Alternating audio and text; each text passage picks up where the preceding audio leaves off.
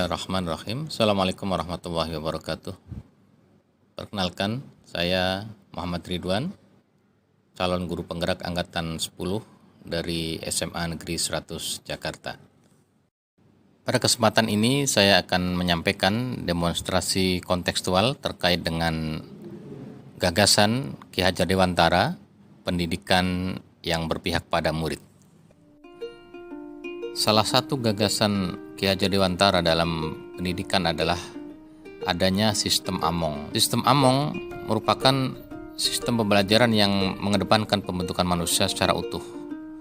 Satu metode yang tidak menghendaki perintah dan paksaan di dalam pembelajaran, melainkan memberi tuntunan bagi hidup anak-anak agar dapat berkembang dengan subur dan selamat baik lahir maupun batinnya. Dalam sistem ini, Ki Hajar Dewantara menghendaki bahwa di dalam pendidikan kita harus menuntun potensi-potensi yang ada dalam diri peserta didik agar dapat berkembang secara maksimal. Dengan adanya sistem Among tentu mempunyai tujuan agar terjalin hubungan yang erat secara emosional antara guru, siswa, dan juga termasuk orang tua agar tercipta satu lingkungan atau ekosistem pendidikan yang baik.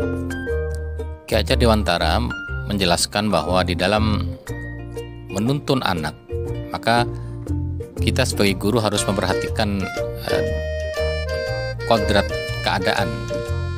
Yang pertama adalah kodrat alam dan kodrat zaman. Dengan adanya perbedaan kodrat alam dan kodrat zaman, maka Ki Hajar Dewantara merumuskan dasar-dasar pendidikan tujuan untuk menuntun segala kodrat yang ada pada anak-anak agar mereka dapat mencapai keselamatan, kebahagiaan yang setinggi-tingginya baik sebagai manusia maupun sebagai anggota masyarakat. Semboyan Ki Hajar Dewantara yang pertama adalah ing ngarsa sung tulodo, ing madya mangun karso, tutwuri handayani. Semboyan yang pertama adalah ing ngarsa sung tulodo. Ki Hajar Dewantara mengajarkan kepada kita bahwa seorang guru harus mampu memberikan contoh atau teladan yang baik bagi orang-orang di sekitarnya, khususnya menjadi teladan bagi murid-murid yang ada di sekolah. Adapun ing madya mangun karso dimaknai bahwa ketika guru berada di tengah-tengah siswa atau di tengah-tengah masyarakat, maka harus mampu membangkitkan dan memberikan semangat bagi orang lain, khususnya memberikan semangat bagi seluruh siswa agar bisa berkembang secara optimal. Sedangkan tutwuri handayani diartikan bahwa seorang guru harus dapat menjadi pendorong bagi orang lain dengan memberikan semangat kerja maupun semangat moral yang baik sehingga menumbuhkan motivasi serta semangat belajar siswa. Ki Hajar Dewantara juga mengenalkan adanya asas trikon di dalam pendidikan, yakni asas kontinuitas, asas konvergensi, dan asas konsentris. Asas kontinuitas dimaknai bahwa pengembangan pendidikan atau proses pendidikan harus dilakukan secara terus-menerus agar berkesinambungan. Pendidikan anak itu tidak bisa berhenti hanya satu fase tertentu, tetapi harus dilakukan secara terus-menerus sepanjang hayat agar perkembangan peserta didik dapat maksimal sesuai dengan potensi-potensi yang dimilikinya.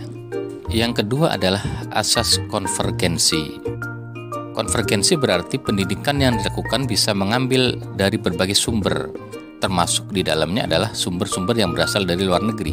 Yang ketiga adalah asas konsentris. Asas ini menjelaskan bahwa pengembangan pendidikan yang dilakukan harus tetap berdasarkan kepada kepribadian yang kita miliki. Dijelaskan tadi di dalam asas konvergensi bahwa pendidikan yang dilakukan bisa mengambil dari berbagai sumber, termasuk di dalamnya adalah sumber-sumber yang kita adopsi dari luar negeri, tetapi harus kita saring, harus kita sesuaikan dengan budaya dan nilai-nilai yang ada di masyarakat Indonesia.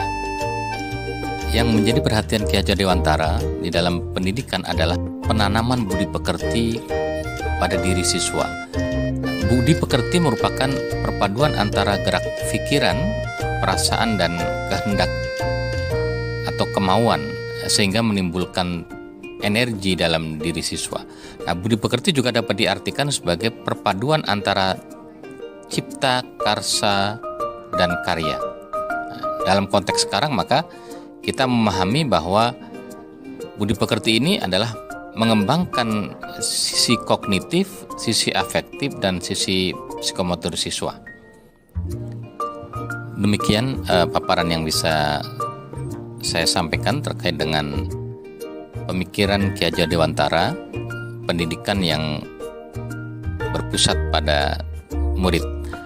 Tentu paparan yang sekelumit ini tidak akan mampu menjelaskan makna yang sesungguhnya terkandung di dalam pemikiran-pemikiran Ki Hajar Dewantara. Semoga bermanfaat. Assalamualaikum warahmatullahi wabarakatuh. Salam bahagia.